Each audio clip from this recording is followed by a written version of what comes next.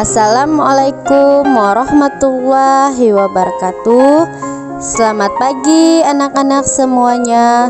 Semoga kalian dalam keadaan sehat dan siap untuk menerima pembelajaran kita pada hari ini. Semoga kalian tetap semangat dalam menerima pembelajaran walau pembelajaran kita masih kita lakukan secara online. Terus berdoa agar semuanya kembali normal dan kita bisa melaksanakan pembelajaran secara tatap muka di sekolah. Pada hari ini kita melanjutkan pembelajaran kita sebelumnya. Pada pembelajaran sebelumnya kita membahas tema 1 subtema 3 pada pembelajaran 1 dan pembelajaran 2.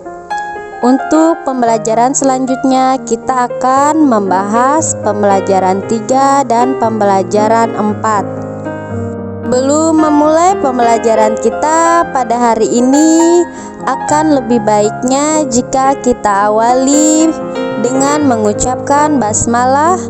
Bismillahirrahmanirrahim. Masuk pada pembahasan materi. Pembelajaran 3, muatan SPDP karya dekoratif. Pada pembelajaran 1 dan 2 kita telah membahas apa itu karya dekoratif. Coba kita mulai mengingat. Masih ingatkah kalian apa yang dimaksud dengan karya dekoratif? Karya dekoratif adalah karya seni dengan cara menggambar ataupun menghias sebuah objek atau benda. Objek atau benda bisa berupa gambar hewan, tumbuhan, dan lain sebagainya. Sumber ide untuk membuat gambar dekoratif itu bermacam-macam. Kita bisa mencari sumber ide dari lingkungan sekitar kita. Contohnya ikan. Ikan merupakan salah satu contoh makhluk hidup yang dapat dijadikan sumber ide untuk membuat gambar dekoratif. Gambar hias bermotif ikan adalah gambar ikan yang disederhanakan. Meskipun disederhanakan, gambar dekoratif tidak meninggalkan bentuk aslinya. Kita bisa membuat perubahan pada bentuk dan warnanya. Namun, kita harus mengusahakan supaya gambar kita yang dibuat tetap terlihat seperti ikan. Keindahan gambar dekoratif terletak pada warna, garis, dan bentuk motifnya.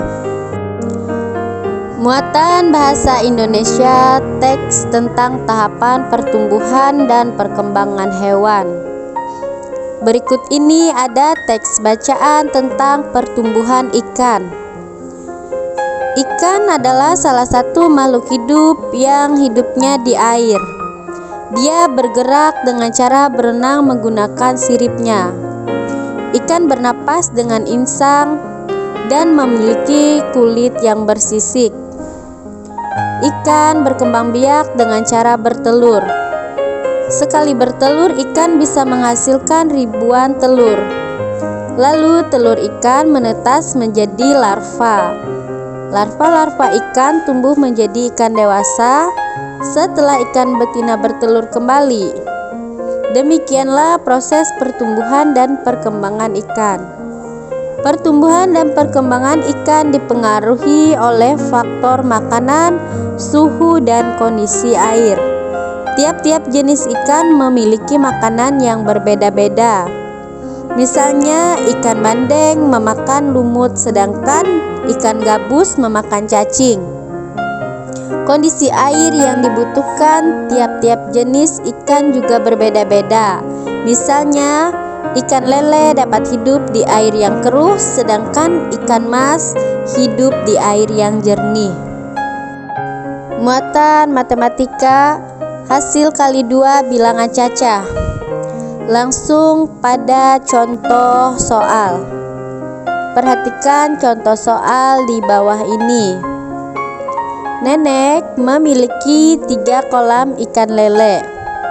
Dalam 1 bulan dari masing-masing kolam akan dipanen ikan sebanyak 130 ekor. Berapakah total hasil panen ikan dalam 1 bulan? Nah, perhatikan cara penyelesaiannya. Dalam waktu 1 bulan, nenek akan memanen ikan sebanyak 130 ekor. Caranya kita dengan membuat penjumlahan berulang. Berarti 130 ekor ikan tadi dikali 3 karena kolamnya berjumlah 3. Berarti 130 ditambah 130 ditambah 130 ditulis dalam perkalian, berarti 3 dikali 130 hasilnya 390. Pembelajaran 4, muatan bahasa Indonesia. Teks tentang tahapan pertumbuhan dan perkembangan hewan. Berikut ini ada teks bacaan tentang pertumbuhan katak. Katak merupakan pemakan serangga. Tubuhnya licin dan biasanya berwarna hijau. Katak pandai melompat karena memiliki kaki belakang yang lebih panjang. Katak juga pandai berenang karena kakinya memiliki selaput yang membantunya dalam berenang di air. Daur hidup katak dimulai dari sebuah telur. Selanjutnya, telur katak akan menetas menjadi berudu atau kecebong. Setelah berusia 3 bulan, kecebong akan berubah menjadi katak muda yang memiliki kaki yang sempurna. Katak muda masih memiliki ekor kecebong, namun tidak sepanjang ekor kecebong pada berudu.